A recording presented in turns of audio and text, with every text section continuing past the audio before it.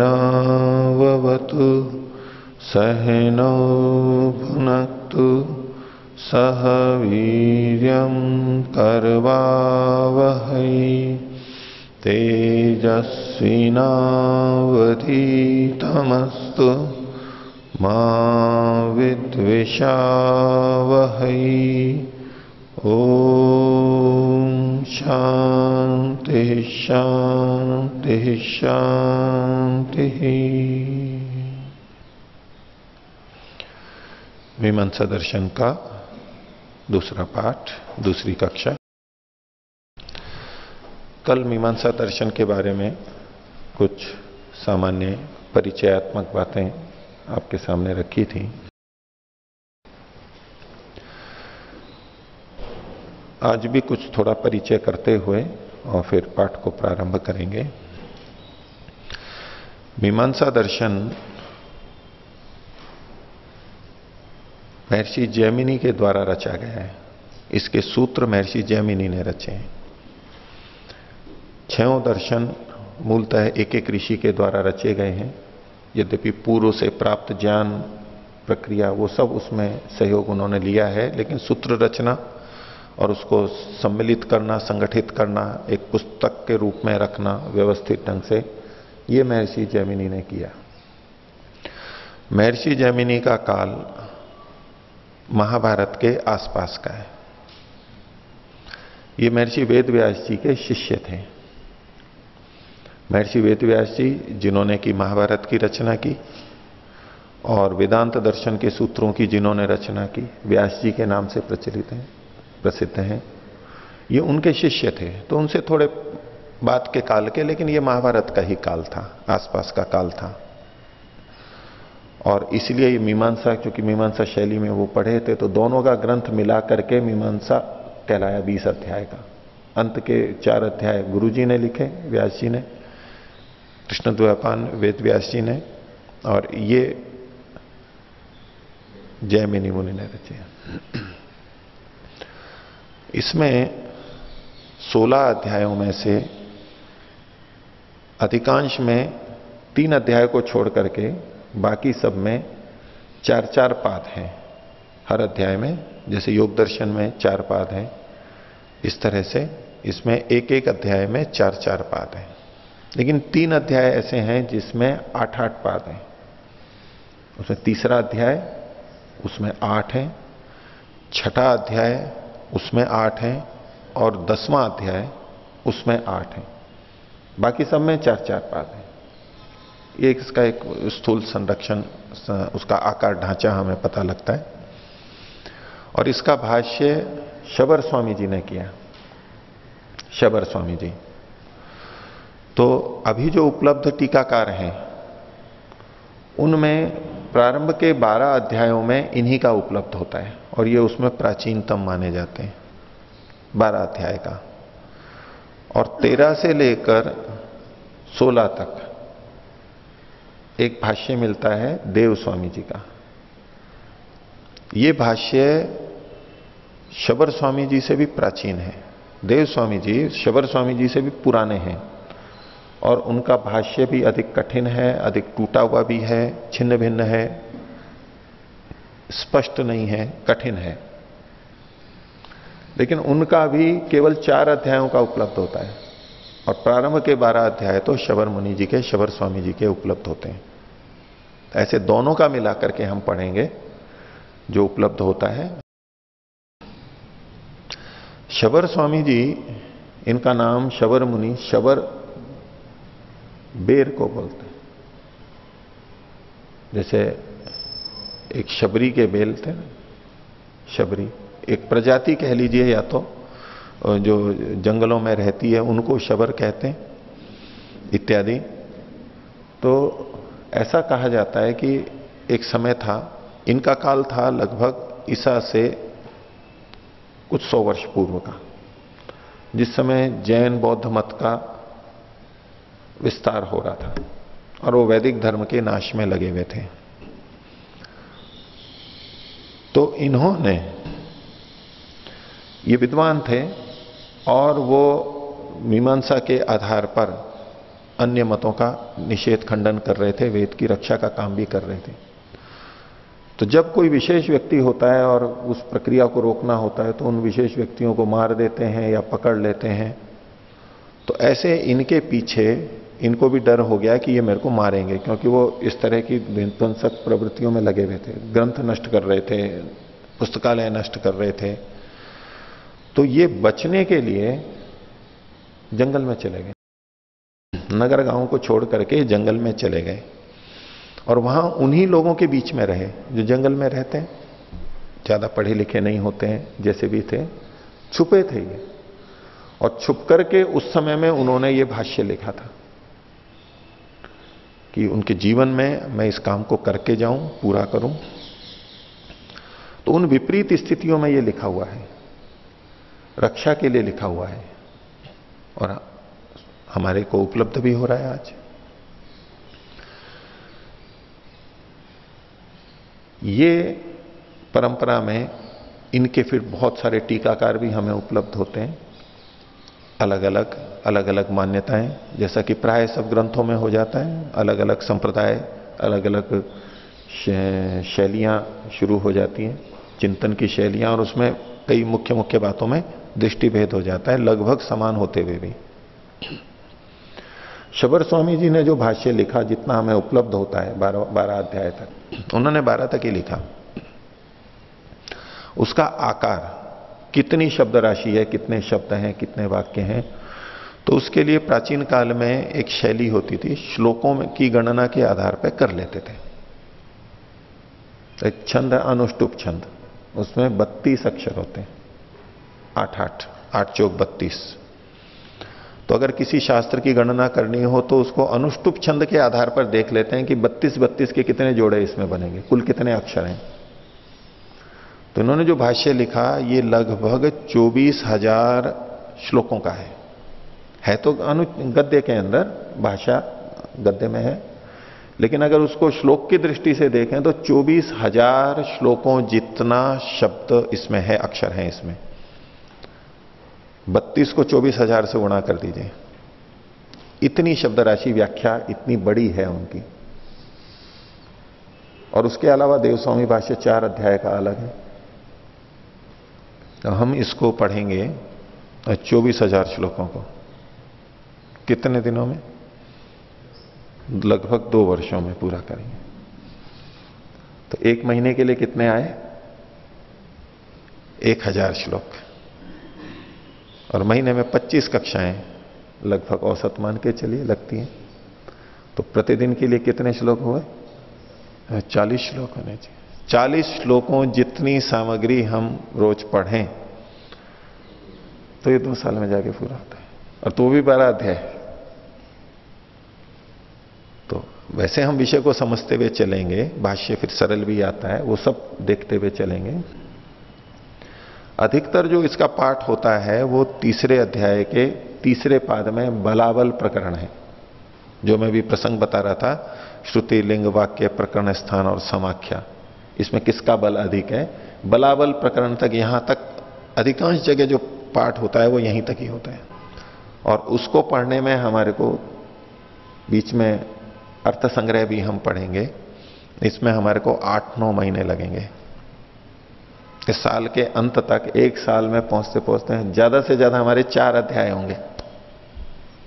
ये जो 16 अध्याय हैं इसमें से 1 साल में लगभग 4 अध्याय होंगे, थोड़ा बहुत आगे पीछे हो सकता है, इतना समय लगेगा। सोमयाग भी देखेंगे बीच में, अर्थ संग्रह भी पढ़ेंगे, उसमें भी समय लगेगा, और भी जो आश्रम की गतिविधियां होती हैं। और उसके बाद में फिर कुछ तेज चलेगा पाठ, तो इतना अधिक उन्होंने लिखा हुआ है, इतना भाष्य हमें पढ़ना है, सूत्र हैं, भाष्य हैं, उसको हमें पढ़ना है 2 साल के अंदर। शबर मुनि के ऊपर भी फिर अनेक टीकाएं लिखी गई हैं। उसमें एक प्रसिद्ध टीकाकार हुए कुमारिल भट्ट, वेद के विद्वान थे, व्याख्याकार थे, और वेदों की रक्षा के लिए उन्होंने बहुत काम किया, तड़प थी उनको, प्रसिद्ध हैं। उनके और उनके मतानुयायी और उनके भी और जो टीकाएं व्याख्या ग्रंथ हैं, वो एक अलग शाखा मीमांसा की चलती है, एक चिंतन शैली अलग है, उसको भाट्ट मत बोलते हैं। कुमारिल भट्ट है तो भाट्ट मत, कुमारिल भट्ट उसके सबसे ऊपर के विद्वान थे। शबर मुनि को सब मानते हैं, लेकिन शबर मुनि के बाद में जो 3 शाखाएं मुख्य कही जाती हैं, उसमें कुमारिल भट्ट की चली जो परंपरा, भाट्ट मत, और आज अधिकतर वही प्रचलित है। उनके अनुसार मीमांसा दर्शन अनीश्वरवादी है, ईश्वर को नहीं मानता है। इस सृष्टि की ना तो उत्पत्ति हुई ना नाश हुआ, इस तरह की विचारधारा प्रचलित है वहां पर। इन्हीं के शिष्य थे कुमारिल भट्ट के प्रभाकर जी, और वो भी बहुत प्रतिभाशाली थे। वो अपने गुरु की सब बातों से सहमत नहीं थे। उन्होंने एक और शैली अपने, कुछ भिन्नता है,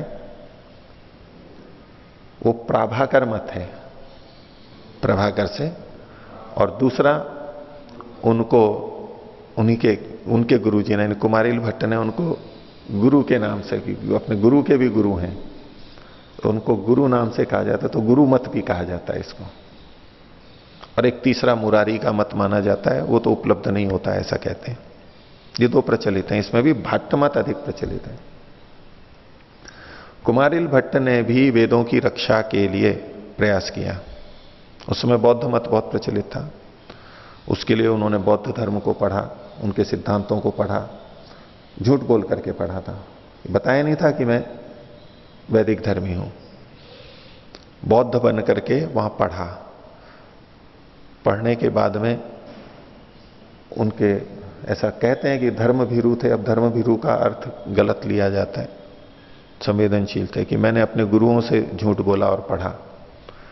तो अंत में कहते हैं उन्होंने भूसे में अपने को जला दिया, भूसा जला के अपने को जला के शरीर का त्याग किया प्रायश्चित के रूप में। उनके लिए यह भी कहा जाता है, अंदर से तो वेद मतानुयायी थे, जब पढ़ते थे तब भी मुंह से निकल ही जाती होंगी कुछ ना कुछ बातें, या दूसरों को संकेत मिल जाता होगा। वो कभी कभी वेद की प्रशंसा करते थे, तो उनके साथी लोग जो थे वो उनको चिढ़ाते थे, भाई वेद अगर प्रमाण है, वेद ही प्रमाण है ऐसा, तो वो आप बच्चों में जैसा चलता है। तो 2 घटनाएं प्रसिद्ध हैं उनके लिए। एक तो ये कि उनको पहाड़ पर ले गए और पहाड़ से धक्का दे दिया उनको, वो चोट वोट आई, मारने का प्रयास था उस समय। और गिरते गिरते उन्होंने बोला था, यदि वेदा प्रमाणम, अगर वेद प्रमाण है तो मेरे को चोट नहीं लगनी चाहिए, मैं उसके लिए कर रहा हूं। चोट तो लगी उनको। और दूसरी घटना यह है कि उनके साथियों ने उनको चढ़ा दिया, उनको कहा वेद की बात करते हो, यदि वेद में इतना दम है तो वेद का नाम लेकर के पहाड़ से कूद के दिखाओ, और अगर तुम्हारे को चोट नहीं लगती है तो हम मान लेंगे कि वेद में दम है, और अगर चोट लग जाती है, मरते हो, इसका मतलब है वेद में दम नहीं है। अब उन्होंने नहीं सोच पाए होंगे, बच्चों की घटनाएं हैं, ऐसा जो सुनते हैं ऐसा है। ये तो उनको भी कह सकते थे कि अच्छा तुम्हारे ग्रंथ प्रमाणित है नहीं, तुम भी कूद के दिखाओ। पर ठीक है, वो नहीं हुआ, वो कूद पड़े, और कूदते हुए बोले यदि वेदा प्रमाणम। यदि का मतलब अगर, फिर चोट आ गई उनको थोड़ी, तो उनके साथी लोग कहने लगे कि इनको चोट आ गई, बोले वेद प्रमाणित नहीं है। बोले नहीं, वेदों का दोष नहीं है, ये दोष मेरा है, मैंने यदि शब्द का प्रयोग कर दिया था, मैंने वेद के प्रति संशय पैदा किया था। अगर वेद प्रमाण है, अब ये वाक्य तो संशय को पैदा करता है ना। अगर मैं ये कहता नहीं वेद प्रमाण है, ऐसा कह के होता तो मेरे को इतनी भी चोट नहीं आती। ये मेरे मन में संशय था, मैंने वेद के प्रति आशंका संशय रखा। खैर ऐसी घटनाएं हैं। तो यानी उस समय बौद्ध धर्म प्रचलित था और उसके परिप्रेक्ष्य में बहुत शास्त्रार्थ हुए, बहुत पुस्तकें लिखी गई और वाक्यार्थ बोध और ये सब शैली भी काफी विकसित हुई, इसका बहुत विस्तार हुआ। तो मूल जैमिनी का दर्शन, फिर शाबर भाष्य, देवस्वामी भाष्य हम देखेंगे और टीकाएं भी हैं, लेकिन हम उन टीकाओं तक नहीं जाएंगे। हम केवल शाबर भाष्य, देवस्वामी भाष्य तक जो प्राच्य शैली है उस प्राच्य शैली से ही मीमांसा को पढ़ेंगे। बाकी की जो है वो सारी नव्य शैली है। संबंधित कभी कुछ होगा तो उनसे वहां से कोई वाक्य, कोई चीज, विवरण है उसको हम देख लेंगे, उद्धृत कर लेंगे, लेकिन मुख्य शैली हमारी सूत्र और शाबर भाष्य और देवस्वामी भाष्य, इस तक हम सीमित रहेंगे। और ये बहुत जगह पुस्तकें उपलब्ध होती हैं। हम लोग जिस पुस्तक का आश्रय लेंगे वो हिंदी का भाष्य साथ में उपलब्ध है, पंडित युधिष्ठिर जी मीमांसक का, और ये सोनीपत के पास में रेवली गुरुकुल रामलाल कपूर ट्रस्ट, वहां से ये प्रकाशित होता है। हम जो पढ़ेंगे इस पुस्तक को आधार बना के रखेंगे, पृष्ठ संख्या बोलेंगे इत्यादि या संशोधन होंगे वो इसको आधार रख के करेंगे। इसके 7 भाग वहां पर मिलते हैं, उपलब्ध होते हैं। ये 7 भाग हैं, पूरा नहीं है ये। बाकी का जो होगा वो केवल मूल से पढ़ेंगे। वो आनंद आश्रम पूना से प्रकाशित पुस्तक है, वो केवल संस्कृत है, साबर भाष्य, वो पढ़ेंगे। और देवस्वामी भाष्य जो हम संकर्ष कांड है यानी 13वें अध्याय से 16वें अध्याय तक का, वो भी केवल संस्कृत में, उसकी हिंदी नहीं है अभी। संभवतः तिरुपति से कुछ प्रकाशित हुआ है नया संस्करण भी, नहीं तो उसकी फोटोकॉपी से पढ़ेंगे। हिंदी भी यहां तक ही है, लेकिन तब तक पढ़ते पढ़ते बहुत सारा विषय हमें स्पष्ट हो जाता है, बोल के तो हिंदी में ही बताया जाएगा। इसके साथ साथ जो संस्कृत नहीं पढ़ सकते हैं लेकिन मीमांसा को समझना चाहते हैं, तो वो ये मीमांसा दर्शन विद्योदय भाष्य, इसको देख सकते हैं। ये गोविंद राम हासनंद, विजय कुमार गोविंद राम हासनंद, दिल्ली नई सड़क, वहां से ये पुस्तक प्रकाशित है। उदयवीर जी के 6 दर्शन वहां से प्रकाशित है। ये मीमांसा दर्शन भी है। इसमें उदयवीर जी का कुछ भाष्य है, बाकी औरों का भी संग्रह है, लेकिन पूरा दर्शन सूत्र और उसके अर्थ संक्षेप से और थोड़ी बहुत व्याख्या ये इसमें उपलब्ध हो जाती है। इसको भी जो देखना चाहें देख सकते हैं। फिर मीमांसा दर्शन का अति संक्षेप, मुख्य मुख्य बातें, सार बातें वो कर समझने के लिए ये मीमांसा प्रदीप पुस्तक है। इसका भी बीच बीच में आप स्वाध्याय में उपयोग करेंगे या आपको मैं बताऊंगा भी कि जो अध्याय, जो पाठ चल रहा है उसका सार क्या है। वो सार कुछ इन्होंने दिया हुआ है, तो एक हमें मानस बन जाता है कि अच्छा यहां इस विषय की चर्चा चलने वाली है, तो अब फिर पढ़ने में हमें सुविधा, आसानी रहती है समझने के अंदर। क्योंकि मीमांसा का विषय बहुत नया नया लगेगा, प्रचलन में नहीं है, इसके बारे में सुनते भी हम कम हैं या नहीं सुनते हैं, तो बहुत कुछ नया नया सा लगेगा। इसके लिए हमें कुछ परिचय प्राप्त होना चाहिए। उसमें मीमांसा प्रदीप ये हमें है, श्री पंडित गंगा प्रसाद जी उपाध्याय की ये लिखी भी है, और ये सत्य धर्म प्रकाशन से मिलती है, गुरुकुल झज्जर हरियाणा में, वहां पर ये उपलब्ध है। हरियाणा साहित्य संस्थान महाविद्यालय गुरुकुल झज्जर हरियाणा, वहां से ये पुस्तक उपलब्ध हो जाती है।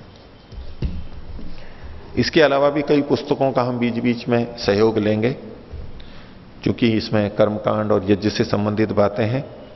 तो श्रौत यज्ञ मीमांसा, ये भी पंडित युधिष्ठिर जी मीमांसा की लिखी हुई है, इसका हम बीच बीच में उपयोग करेंगे। कर्मकांड से ही संबंधित है दर्श पौर्णमास पद्धति, ये भी कर्मकांड का ही भाग है, पंडित भीमसेन शर्मा का है। ये भी रेवली से रामलाल कपूर ट्रस्ट सोनीपत से छपा हुआ है।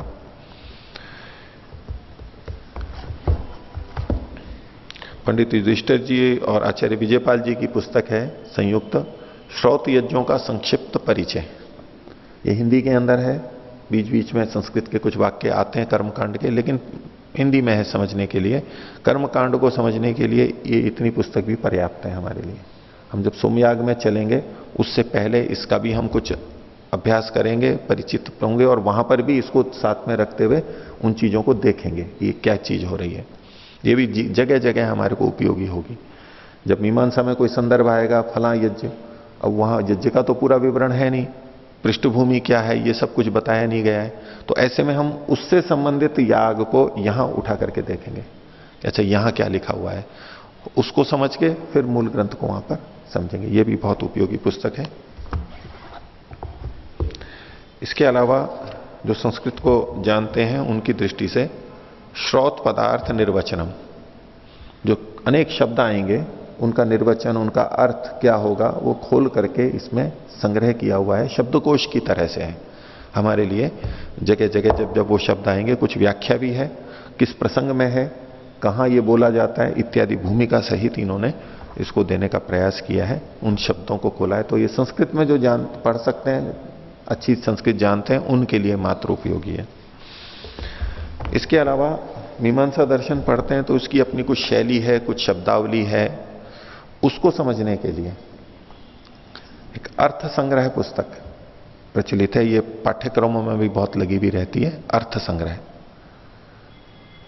इसको भी हम कुछ समय बाद में बीच में पढ़ेंगे। ये अपने आप में एक स्वतंत्र ग्रंथ है और मीमांसा के पहले इसको पढ़ाया जाता है।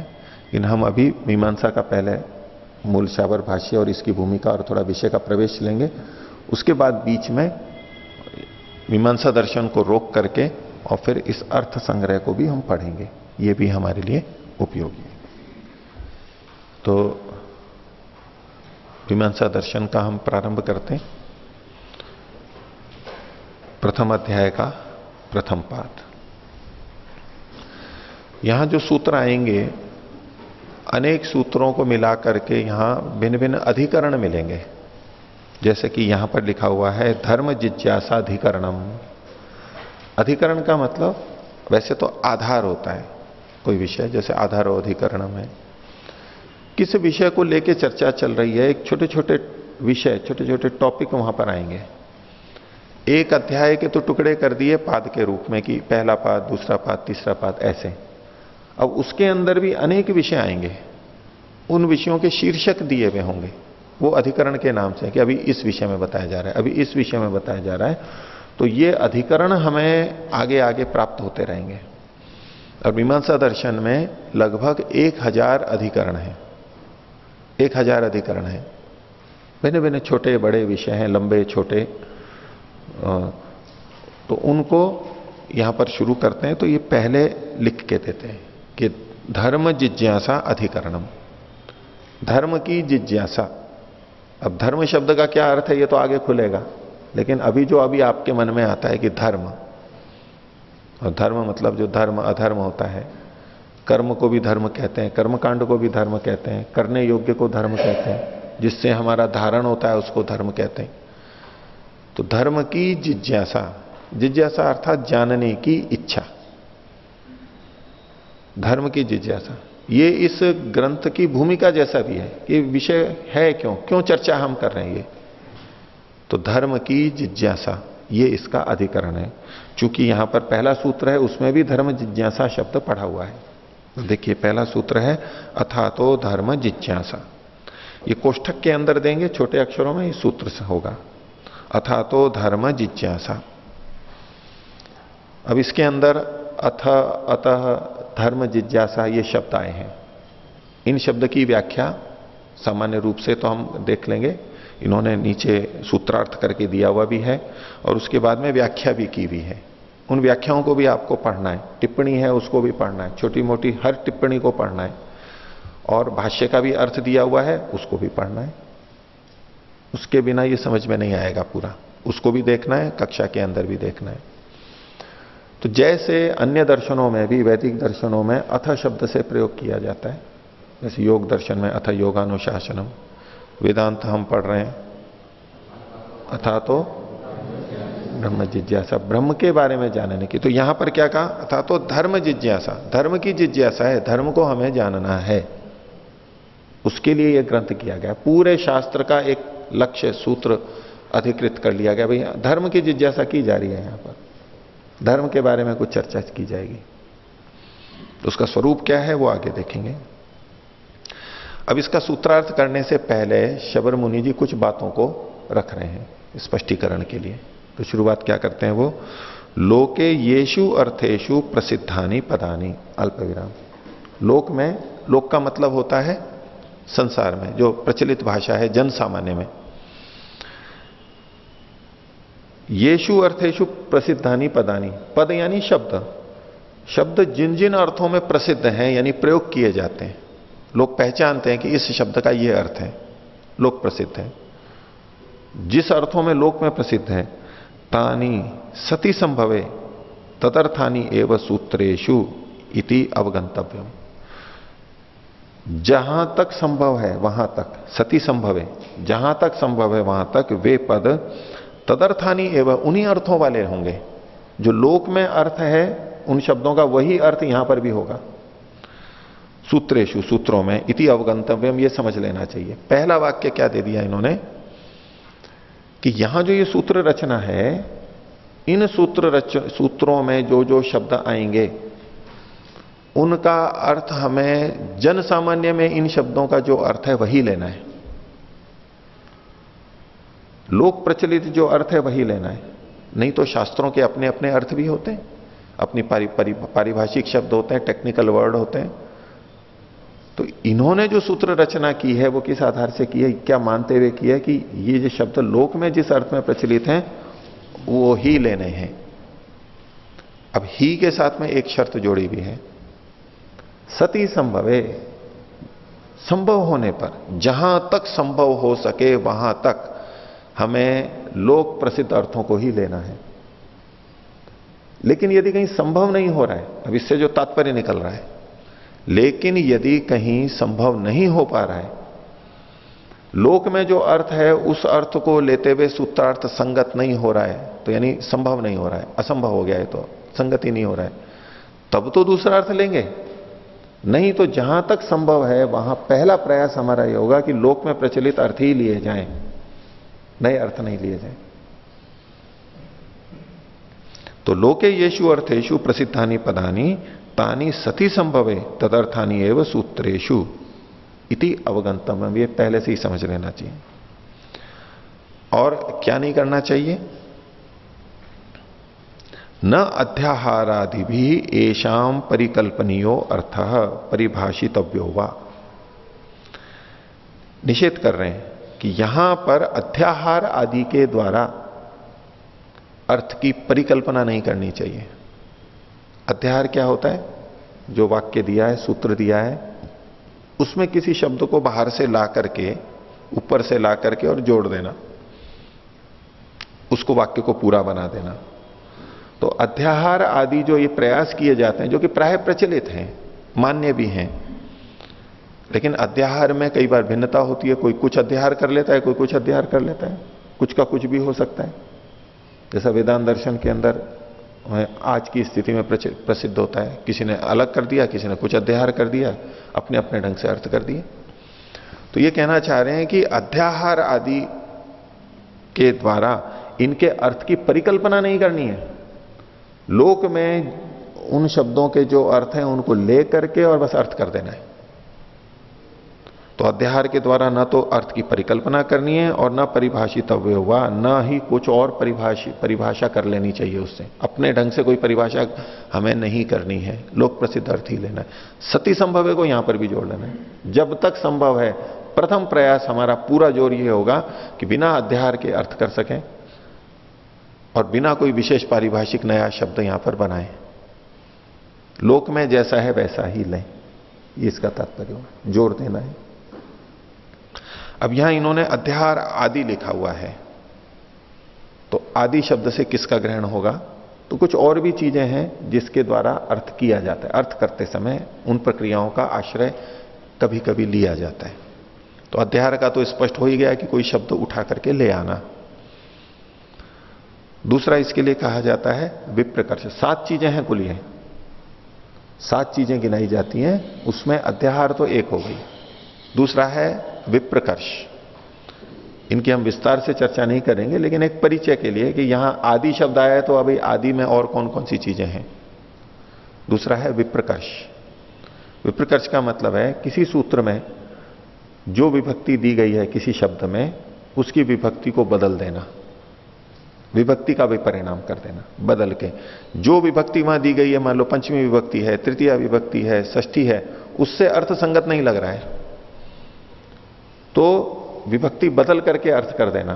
तो बोले ऐसा नहीं करना है, जो विभक्ति दी गई है उसी से अर्थ करना है, जो प्रचलित अर्थ है उसी से करना है। जबकि और जगह वेदों में खासतौर से, चूंकि वहां विभक्ति अनेक अर्थों में आती है, इसलिए वहां हम अर्थ के अनुसार विभक्ति, आज के युग के अनुसार विभक्ति बदला हुआ कहते हैं। होती अपनी जगह वो ठीक ही है, लेकिन बोले यहां सूत्र में जो विभक्ति दी गई है उसी को हमें साथ में लेके चलना है। ये विप्रकर्ष। तीसरा है पद व्यवधि। पद व्यवधि, पद मतलब तो शब्द है, व्यवधि मतलब व्यवधान। सूत्र की रचना है, एक पद पहले आया, मान लो एक सूत्र में 5-7 पद हैं। अब एक पद यहां रखा हुआ है पहले, और एक पद 5वें पे रखा हुआ है, बीच में दूसरा तीसरा चौथा पद है। अब पहले पद का संबंध 5वें से जाके जोड़ दिया। पद का व्यवधान होते हुए इस पद को दूसरे के विशेषण बना दिया, विशेष्य बना दिया, एक दूसरे से जोड़ दिया। बोले ये भी नहीं करना है, जहां तक संभव हो ये नहीं करना है। जिन पदों को एक के साथ एक रखा गया उनको उन्हीं के साथ जोड़ते हुए अर्थ करना है, आगे पीछे नहीं करना है, क्योंकि ऐसा करने से अर्थ का अनर्थ भी हो जाता है। तो जहां तक संभव हो वहां तक ऐसा नहीं करना है। हम देखेंगे कई जगह ऐसा किया भी है भाष्यकार ने, सब जगह। ये जो यहां लिख रहे हैं ना कि अध्याहार आदि नहीं, तो बहुत से लोग टीका करते हैं, इस पर बहुत विवेचना की गई है, बहुत उदाहरण दिए गए। देखो यहां इन्होंने इस नियम का भंग किया, यहां शबर मुनि ने यह भंग किया, यहां भंग किया। शबर मुनि ने कहा सती संभव है, जहां तक संभव है वहां तक नहीं करूंगा, लेकिन जहां संभव नहीं है वहां तो इनका सहारा लेना पड़ता है, और वो हमें मिलेगा, बहुत जगह मिलेगा। ये उदाहरण मिलेंगे वहां जगह जगह। देखो यहां इन्होंने ये बदला है, ये बदला है, उतना स्वीकार है क्योंकि सती संभव है यहां पर लिखा हुआ है। तो अध्याहार, विप्रकर्ष और पदव्यधि, पदव्यवधि। चौथा है सूत्र व्यवधान। सूत्रों का एक क्रम है, पहला, दूसरा, तीसरा। अब जो सूत्र आया, मान लो दूसरा सूत्र आया तो पहले से संबंध है, दूसरा सूत्र है वो आगे तीसरे से संबंध है, एक दूसरे से संबंध है। सूत्रों का जो क्रम है एक दूसरे से जुड़ना, जो उनके निकटस्थ सूत्र है उससे जोड़ करके अर्थ करना, ये तो प्रक्रिया है ही। लेकिन कई बार ऊपर के नीचे के सूत्रों को छोड़ करके कोई सूत्र आया, मान लो 5वीं संख्या पे है, और उसका संबंध पहले से जोड़ करके करना, बीच के 2, 3, 4 सूत्रों को छोड़ दिया। सूत्रों का व्यवधान जो है बीच में वो न करके उसका संबंध कहीं पीछे से जोड़ लिया। आगे कोई सूत्र आया, उसके बाद में कई सूत्र आएगा और उसका संबंध फिर अगले किसी सूत्र से जोड़ा। तो ये सूत्रों का व्यवधान होते हुए भी एक दूसरे से संबंध जोड़ लेना जो होता है वो यहां नहीं करना है। सूत्र का व्यवधान होते हुए भी जो संगति लगा देते हैं वो यहां नहीं करना है। जो सूत्र आगे पीछे पड़ा है उसी से जोड़ करके करना है सूत्र व्यवधान। आगे है सूत्र अन्यथा करणम, सूत्र को बदल देना। सूत्र के अक्षरार्थ को छोड़ करके अर्थ करना, यह सूत्र अन्यथाकरण। जो सूत्र की रचना है उसमें किसी शब्द को छोड़ दिया, उसके किसी अर्थ को छोड़ करके सूत्रार्थ कर दिया, यह नहीं करना है।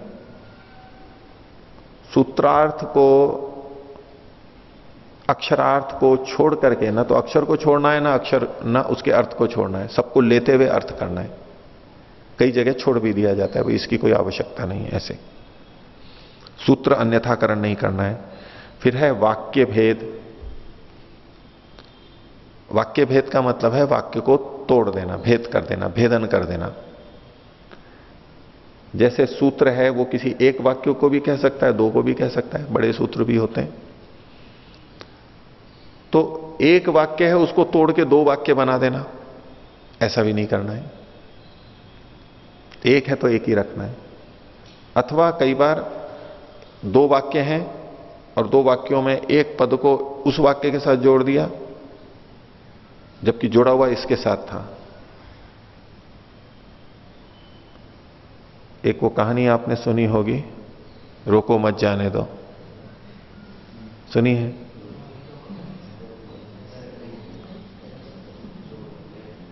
राजा ने वहां वो जहाज आते जाते थे, या वाहन जो भी है, जैसे आजकल टोल टैक्स होते हैं, ऐसा कुछ होगा। राजा के वहां से जहाज जाते थे, उसने अधिकारी को कहा उसको कहा, उसको ऐसे कभी रोको, मत जाने दो, रोक दो उनको जाने मत दो, रोक दो उनको। उसने सोचा सबको रोक दूंगा तो मेरी कमाई क्या होगी, जो अधिकारी कर्मचारी था। तो उसने वाक्य का अर्थ कहा कि रोको मत, जाने दो, रोको मत, जाने दो, उसका अर्थ लिया। और जो आते थे उनसे पैसे लेता गया और बहुत धन उसने अधर्म के रूप में कमा लिया। राजा ने कहा था रोको मत, नहीं रोको मत, जाने दो। अच्छा, इसको उल्टा भी कर सकते हैं। मान लो राजा ने कहा कि रोको मत, जाने दो, बिना बाधा के। बोले नहीं, राजा ने कहा है देखो, रोको मत, जाने दो। राजा का आदेश है कि रोको मत, जाने दो। तो उन्होंने कहा भाई हमारे को तो जाना है, जाने दो ना। तो उत्कोच दे देते हैं, रिश्वत दे देते हैं, दे करके अच्छा चलो जाओ।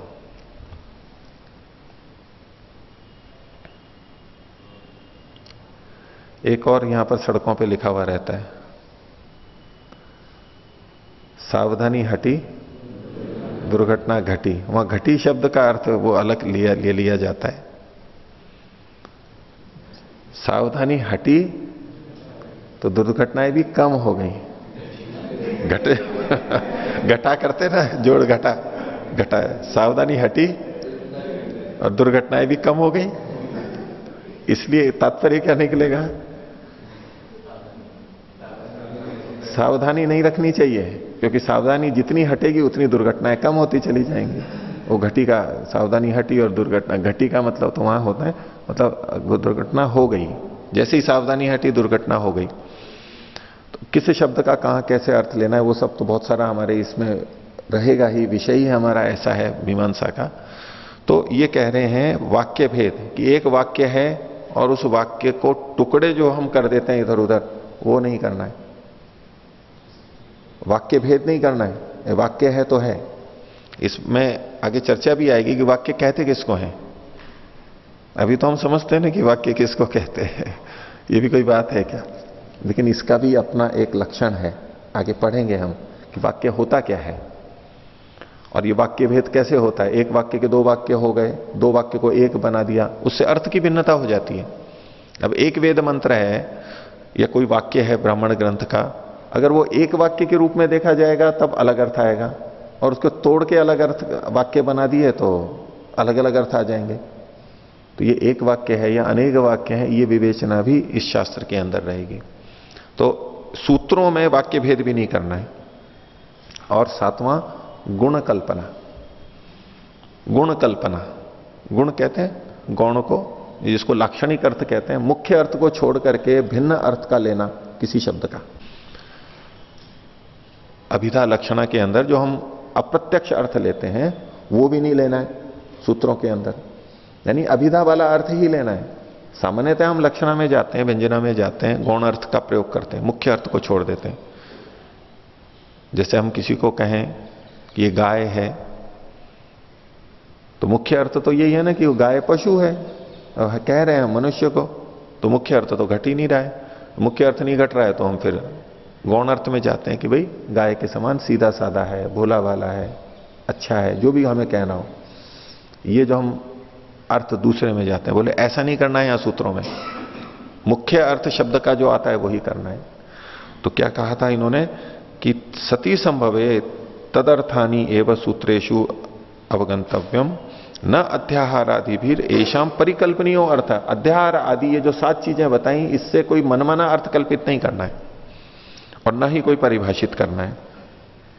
और ऐसा होने पर ही आगे कहते हैं एवं वेद वाक्यानि एव एभिर व्याख्यायन्ते, और ऐसा होने पर इन सूत्रों के द्वारा वेद वाक्यों की ही व्याख्या होगी।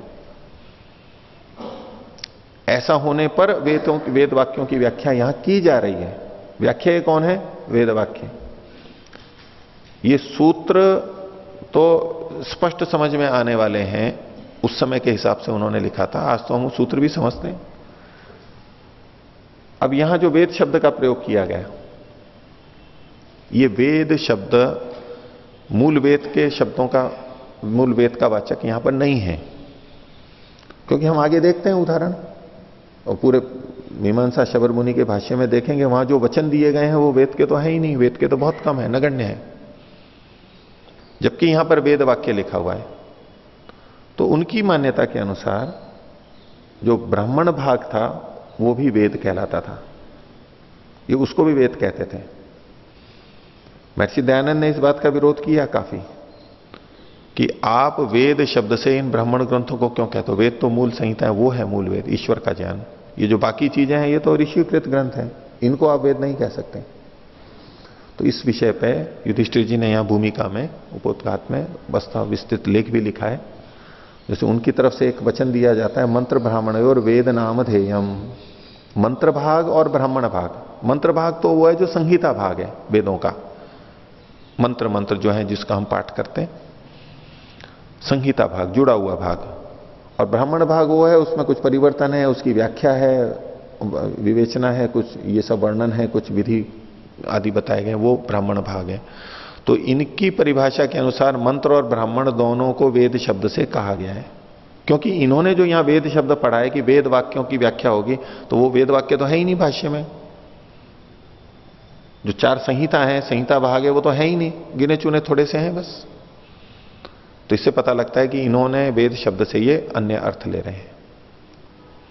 युधिष्ठिर जी ने काफी अच्छी इसकी विवेचना की है कि ये जो परिभाषा ये तांत्रिकी परिभाषा है, कुछ विशेष परिभाषा दी गई है, परिभाषा के अंतर्गत दिया गया है, तो उसी ग्रंथ पे लागू होती है, वो सब जगह लागू नहीं होती है। लेकिन इनके मत में यहां वेद का मतलब ब्राह्मण ग्रंथ आदि भी गृहीत हैं।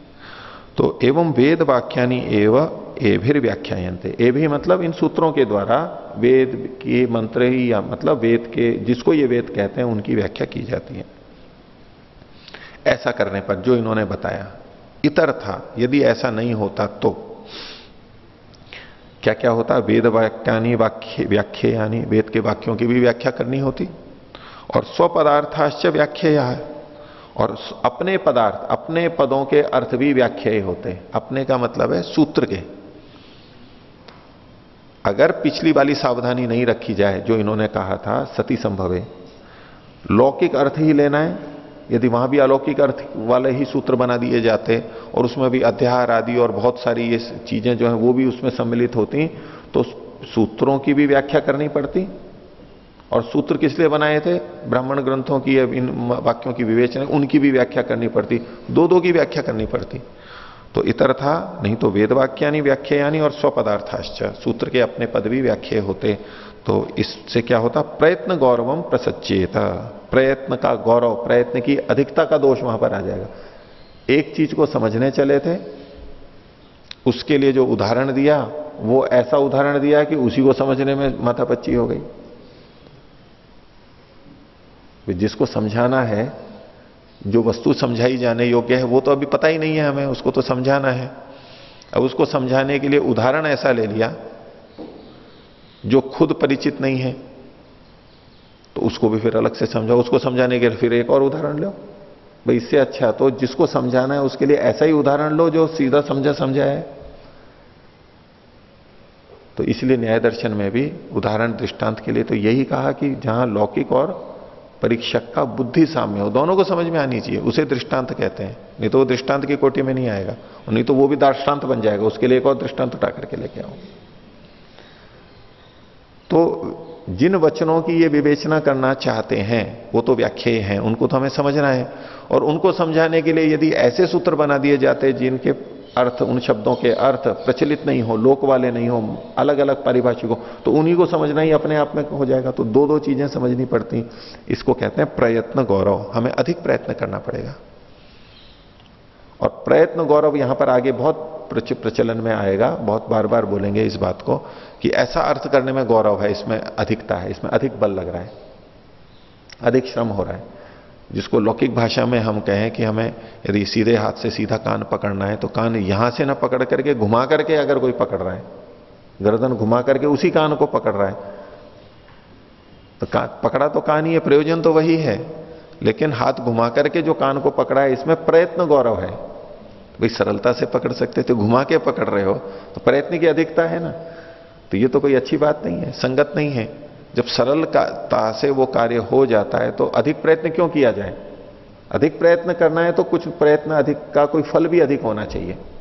कोई विशेष प्रयोजन हो तो हम विशेष प्रयत्न करें, लेकिन फल कुछ आ नहीं रहा है, वैसा का वैसा है, तो हम अधिक प्रयत्न क्यों करेंगे? ये बुद्धिमत्ता की निशानी नहीं है, ये मूर्खता है। इस प्रयत्न गौरव को वाक्य और वाक्यार्थ में आपको गौरव गौरव आपको बहुत परिचय मिलेगा, बार बार आएगा। उन्होंने कहा कि यदि हम सूत्रार्थ ऐसे कठिन, सूत्र के पद ऐसे कठिन ले लेते भिन्न अर्थ वाले, तो प्रयत्न गौरव होता। ठीक है, आगे देखिए। अब सूत्र है अथा तो धर्म जिज्ञासा। इन्होंने कह दिया कि शब्दों का अर्थ हमें वो लेना है जो लोक में प्रचलित है, तो अथ शब्द पे आते हैं। अथ अतः धर्म जिज्ञासा, तो अथ शब्द को लिया। तत्र लोके अयम अथ शब्दो वृत्ताद अनंतरस्य प्रक्रियार्थो दृष्ट। ये अथ शब्द लोक में किस अर्थ में प्रचलित है वही लेना है यहां पर। तो बोले कि लोक में ये अथ शब्द वृत्ताद अनंतरस्य, वृत्त मतलब जो कुछ व्यापार हुआ है, पहले हो चुका है, उसके बाद में, किसी क्रिया के बाद में प्रक्रिया अर्थ है, कोई नई चीज शुरू की जा रही है, उसके लिए देखा जाता है, यानी सुना जाता है, प्रयोग होता है। लौकिक अर्थ को यहां पर प्रस्तुत किया है। अथ शब्द कुछ चीज करके और अब ये करने वाले हैं, ऐसी स्थिति में कहा जाता है। कुछ हो चुका और अब कुछ और नया, उसके बाद में, पहले कर चुके उसके बाद में कुछ नया किया जा रहा है, यहां अथ शब्द लोक में प्रचलित है। बोले यहां भी वैसे ही अर्थ लेना चाहिए, क्योंकि प्रतिज्ञा कर चुके हैं, लोक में जो अर्थ है वही हमें लेना है यहां पर। तो आगे बोले पूर्व में कुछ कर चुके उसके बाद में करने के लिए अथ शब्द आएगा, तो कहता है कि न चाहिए किंचित वृत्तम उपलब्ध थे। यहां तो कोई पहले किया हुआ दिख ही नहीं रहा है कि किसको करके ये करें, यहां तो सीधा अथा तो धर्म जिज्ञासा, कोई इससे पहले क्या है वो तो कुछ लिखा ही नहीं है ग्रंथ के अंदर। तो वो पहले वाली चीज क्या है जिसके बाद में ये धर्म की जिज्ञासा की जा रही है, ये प्रश्न उठ गया। लौकिक अर्थ लेते ही फिर ये प्रश्न उठ गया। तो न चाहिए किंचित वृत्तम उपलब्धते भवितव्यम तो तेना, लेकिन कोई ना कोई वृत्त व्यापार तो होना चाहिए, होना तो चाहिए। हम अनुमान से पता लगा रहे हैं, शब्द के अर्थ से पता लगा रहे हैं, तो वो क्या है? तो कहा यस्मिन सती अनंतरम धर्म जिज्ञासा अवकल्पते। जिसके होने पर धर्म की जिज्ञासा प्रवृत्त होती है वो कर्म ले लेना चाहिए। कोई धर्म की जिज्ञासा करनी है अथा तो धर्म जिज्ञासा, तो जिसके बाद में धर्म की जिज्ञासा संगत लगती हो उसको ले लेंगे। यहां तो कुछ लिखा हुआ नहीं है, तो वो क्या चीज होगी उसकी चर्चा यहां पर चल रही है आगे। तो तथा ही प्रसिद्ध पदार्थ का सकल्पितो भवति, और जब हम ऐसा अर्थ करेंगे तभी ये अथ शब्द प्रसिद्ध पदार्थ का, प्रसिद्ध पद के, प्रसिद्ध पदार्थ वाला, पद के अर्थ वाला, ऐसा पद का अर्थ जो कि प्रसिद्ध हो। प्रसिद्ध पदार्थक सह मतलब वो अथ शब्द, अथ शब्द कल्पितो भवति, समर्थ होता है, ज्ञात होता है। ऐसा अर्थ लेंगे तभी वो प्रसिद्ध अर्थ वाला होगा, नहीं तो अपना ढंग का कुछ अर्थ होगा। तो बोले फिर क्या है वो जो वृत्त, पहले का वृत्त है वो क्या है? किसके अनंतर धर्म की जिज्ञासा करनी है? धर्म की जिज्ञासा तो आगे होने वाली है, लेकिन पहले क्या करें जिसके बाद में धर्म की जिज्ञासा हो? तो कहा तत्तु वेदाध्ययनम, वह तो वेदाध्ययन है, वेदाध्ययन के बाद में धर्म की जिज्ञासा करनी है। तस्मिन ही सती सा अवकल्पते, उसके होने पर यानी वेदाध्ययन के होने पर ही सा मतलब वह धर्म जिज्ञासा अवकल्पते संभव होती है, की जा सकती है। वेदाध्ययन के बाद ही धर्म जिज्ञासा हो सकती है, ये इन्होंने प्रतिपादित किया। अब वेदाध्ययन का क्या मतलब है? वेदाध्ययन का परंपरागत जो अर्थ है वही लेना है कि वेदों का स्मरण, वेदों का पाठ, उसको उच्चारण, और उससे ये पता लग जाता है कि ये वाक्य कहां आया है, कहां आ गया है। हमें याद रहता है जैसे ये यजुर्वेद के इस अध्याय में है, ये वहां पर है, ये उपनिषद में यहां पर है, ये इस ब्राह्मण ग्रंथ में वहां पर वचन आया है, इस प्रसंग में आया है। इन वाक्यों को ये पता रहना चाहिए कि कहां कहां पर आए हुए हैं। तो वो वेदाध्ययन कहलाता है जो आजकल प्रचलित है। वेदाध्ययन का मतलब उसमें अर्थ को नहीं किया जाता है, अर्थ नाम मात्र का होता है, बस केवल शब्द है, उनको स्मरण करना है, उनका उच्चारण है। इसके बाद में यह धर्म की जिज्ञासा की जानी चाहिए, उसके पहले नहीं, इसका मतलब है। अब हम धर्म की जिज्ञासा करने बैठ गए हैं, वेदाध्ययन तो हुआ नहीं है कि हमने सब कुछ वो पढ़ लिया हो। जैसे वेदांत दर्शन को पढ़ने से पहले 11 उपनिषद पढ़े जाते हैं, तब फिर वेदांत दर्शन में जब प्रसंग आएंगे तो हमें अंदाज आएगा, अच्छा हाँ ये वाक्य वहां आया था, ये प्रसंग था। नहीं तो सब कुछ नया नया लगेगा। लेकिन नहीं भी करने को तो करते ही हैं, लेकिन अच्छा तो वही है। तो ऐसे ही ये मीमांसा की जा रही है जिन वाक्यों की, उनसे उन ग्रंथों का एक परिचय और स्मरण और वो सब चीजें होनी चाहिए, वो तो नहीं है। तो खैर सिद्धांति ने कहा कि वेदाध्ययन के बाद में धर्म की जिज्ञासा होनी चाहिए। तो अब चूंकि दर्शन है इसलिए पूर्व पक्ष और उत्तर पक्ष तो चलेगा ही, तर्क वितर्क तो चलेंगे ही। तो पूर्व पक्षी आगे बोला, नहीं तदेवम, नहीं ऐसा कुछ नहीं है। बोले अन्यस्यापि कर्मणों अनंतरम धर्म जिज्ञासा युक्ता, अन्य कर्म के बाद भी धर्म की जिज्ञासा की जा सकती है। आपने ये क्यों कह दिया कि वेदाध्ययन के बाद ही धर्म की जिज्ञासा होनी चाहिए? दूसरे कर्म के बाद भी धर्म की जिज्ञासा हो सकती है, ये कोई अनिवार्य नहीं है कि वेदाध्ययन के बाद ही धर्म की जिज्ञासा हो। धर्म की जिज्ञासा, धर्म को जानने की इच्छा तो हो ही सकती है, उसमें क्या बात है? तो बोले ये तो कोई नियम नहीं हुआ आपका। ये एक बात कही कि अन्यस्यापि कर्मणों अनंतरम धर्म जिज्ञासा युक्ता। अब धर्म की जिज्ञासा कितने लोगों को नहीं होती है कि भाई धर्म क्या है, वो सबने वेद थोड़ा ना पढ़े हुए होते हैं, वैसे ही सामान्य व्यक्ति होते हैं, लेकिन धर्म की जिज्ञासा हो सकती है ना, देखी जाती है ना। तो बोले ये तो कोई बात नहीं हुई, आपने कहा वेदाध्ययन के बाद ही धर्म जिज्ञासा हो, आवश्यक तो नहीं है। ये एक बात। दूसरी बात कह रहे हैं प्राग अपीच वेदाध्ययनात्, और वेदाध्ययन के पहले भी, वेदाध्ययन के पहले भी धर्म जिज्ञासा हो सकती है। एक तो है वेदाध्ययन किया, उसके बाद ये कर्म किया, ये किया, लेकिन वेदाध्ययन हो चुका है। एक है वेदाध्ययन के तत्काल बाद में धर्म की जिज्ञासा, एक वेदाध्ययन के बाद दूसरे भी कर्म किए, उनके बाद धर्म की जिज्ञासा। बोले वेदाध्ययन के बिना भी हो सकती है धर्म की जिज्ञासा, अच्छा देखा ही जाता है। तो इसका उत्तर दे रहे हैं सिद्धांति उच्चते। बोले तादृशीम तु धर्म जिज्ञासाम अधिकृत्य अथ शब्दम प्रयुक्तवान आचार्य। ये जो आचार्य ने अथ शब्द का प्रयोग किया है, इसने उस प्रकार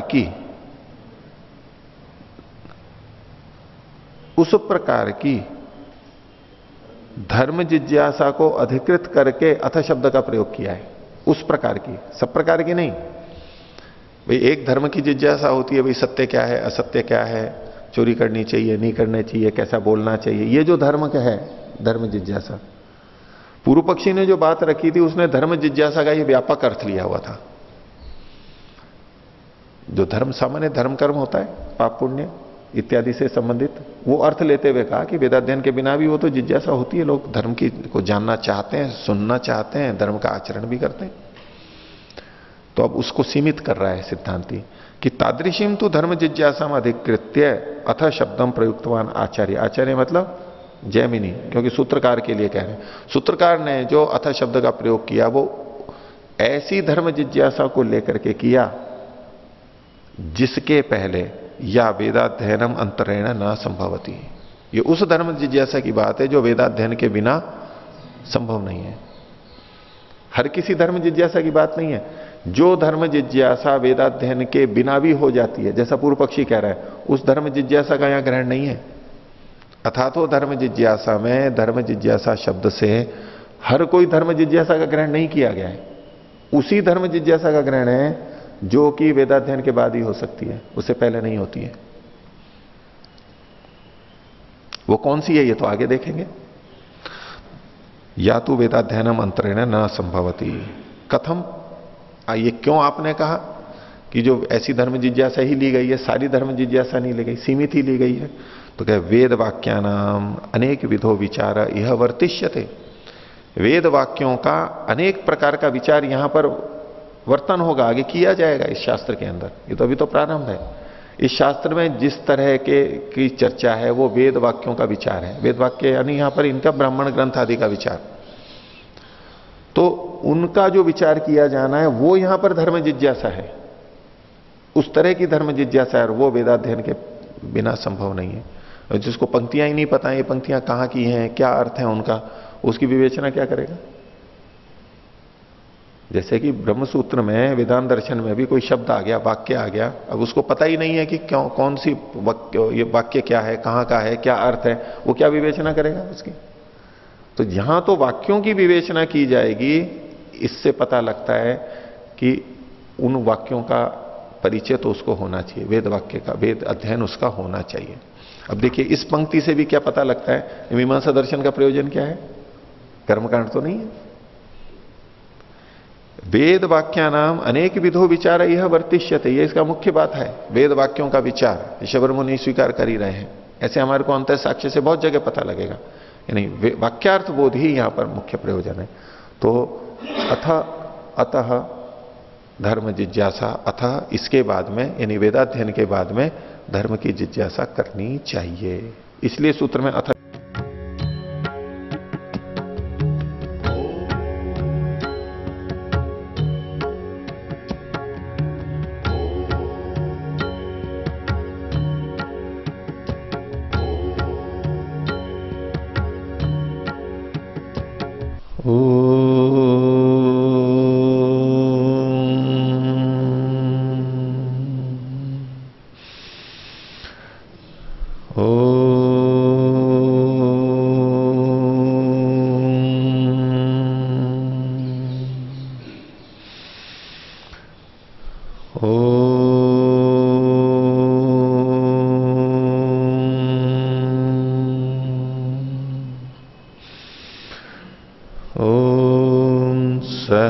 सहनावतु सहनौ भुनक्तु सह वीर्यं करवावहै तेजस्विनावधीतमस्तु